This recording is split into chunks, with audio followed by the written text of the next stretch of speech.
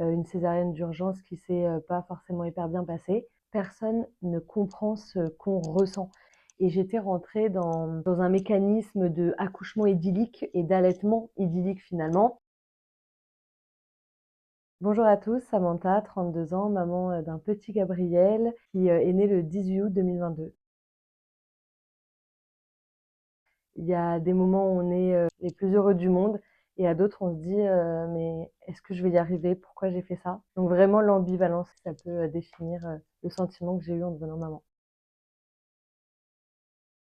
Alors j'avais déjà entendu parler du baby blues et je pensais que j'étais totalement, dedans parce que, je pleurais beaucoup à la maison quand je voyais mon fils, quand je regardais un épisode de Friends. Enfin voilà, je sais que, les larmes étaient assez faciles à avoir et finalement plus le temps passait, plus je me suis rendu compte que c'était pas forcément un baby blues. Du coup maintenant j'ai plus, forcément honte de le dire, mais oui j'ai fait une dépression postpartum, mais qui, a été surtout impactée par mon accouchement et je m'en suis vraiment rendu compte quand Gabriel avait 4 ou 5 mois et que je continuais finalement à pleurer devant une scène d'accouchement, en voix basse à la télévision.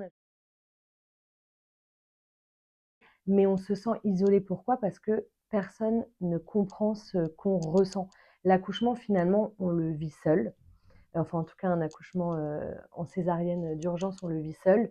Le pourquoi moi j'ai eu cet accouchement-là, qu'est-ce que j'ai fait et cetera, de bien, de mal, enfin voilà. Du coup, j'ai eu un accouchement un peu compliqué, une césarienne d'urgence qui s'est, pas forcément hyper bien passée et quand j'expliquais du coup le déroulé des choses, j'ai eu beaucoup de, «Bon, le plus important, c'est que le bébé soit en bonne santé et que toi aussi» et en fait, c'est vrai que, effectivement la santé, c'est le plus important, mais au moment présent, j'avais besoin de soutien, j'avais besoin qu'on m'écoute, qu'on me comprenne ce que je ressentais au fond de moi.